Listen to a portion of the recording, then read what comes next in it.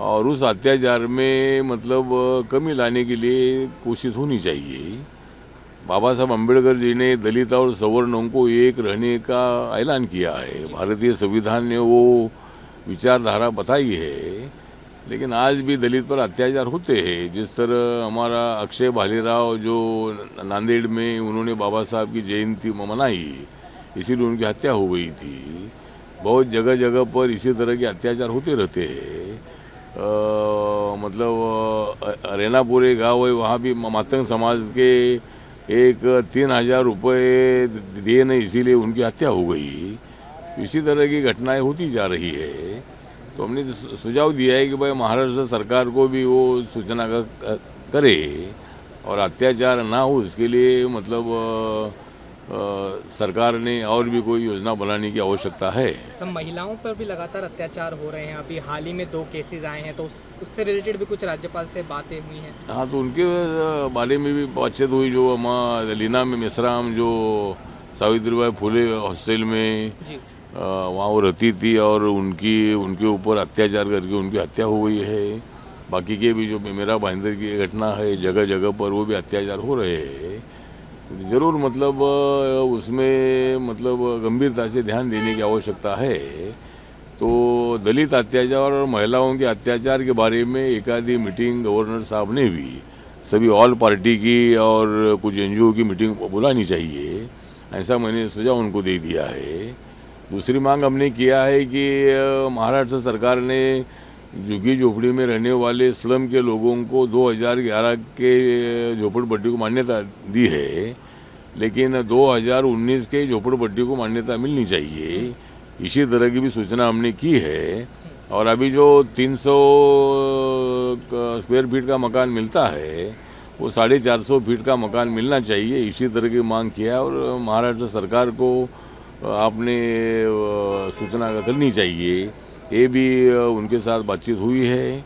तीसरा मुद्दा ये है कि भूमिहीनों को 5 एकड़ जमीन देने का एक प्रोग्राम महाराष्ट्र में लागू करना चाहिए, शुरू करना चाहिए।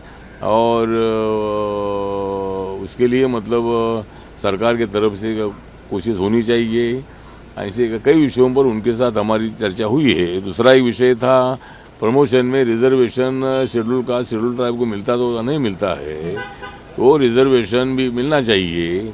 इसी तरह की मांग हमने की है और जरूर हम उस पर ध्यान दे देंगे, ऐसा आश्वासन राज्यपाल महोदय ने दिया है। सर कल मराठीत गया था। एक शेवटचा हिंदी में प्रश्न माझा। सर कल अमित शाह आके कह रहे हैं कि अमित शाह सिर्फ 7 मिनट ही उद्धव ठाकरे पे बोले, क्योंकि डर जो है अमित शाह में अभी भी बना हुआ है उद्धव ठाकरे को लेकर।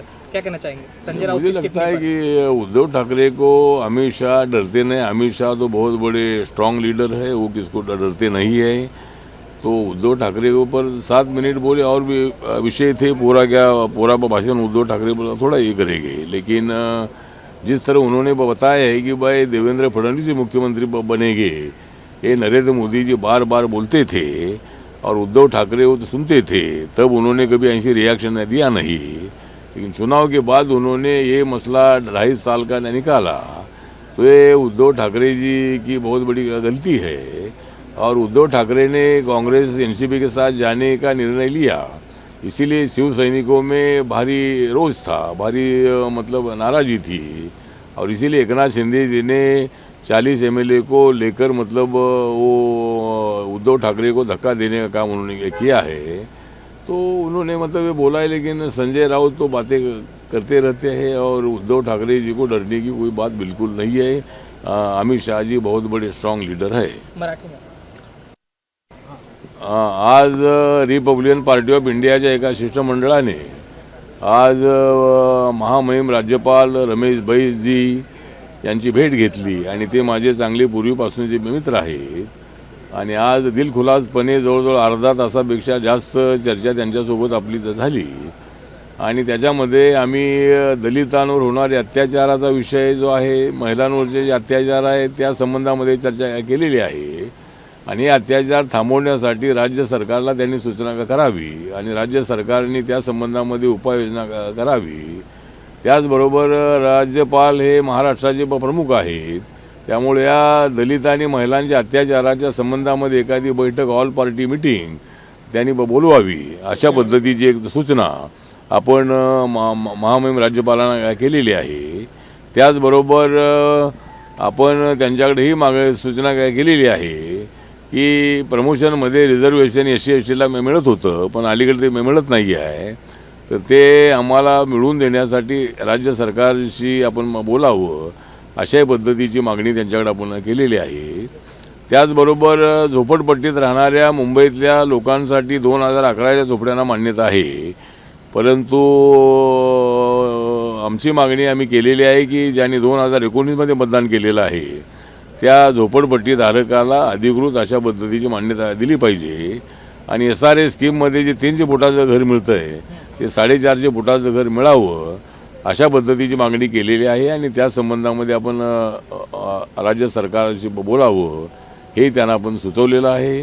त्याचबरोबर जे भूमिहीन लोक आहेत गावामध्ये, दलित आणि भूमिहीन, तर त्या लोकांना 5 एकर जमीन देण्याचा एक कार्यक्रम हातामध्ये घ्यावा अशा पद्धतीची सुद्धा मागणी त्यांच्याकडे आपण केलेली आहे. आणि महाराष्ट्रामध्ये सलोखा निर्माण व्हावा, महाराष्ट्रामध्ये वादविवाद होऊ नयेत यासाठी माननीय राज्यपालांनी लक्ष द्यावं अशा पद्धतीची सूचना आपण त्यांच्याकडे केलेली आहे. आणि रिपब्लिकन पक्षाच्या शिष्टमंडळाने आज त्यांची भेट घेतलेली आहे. Thank you sir. चल.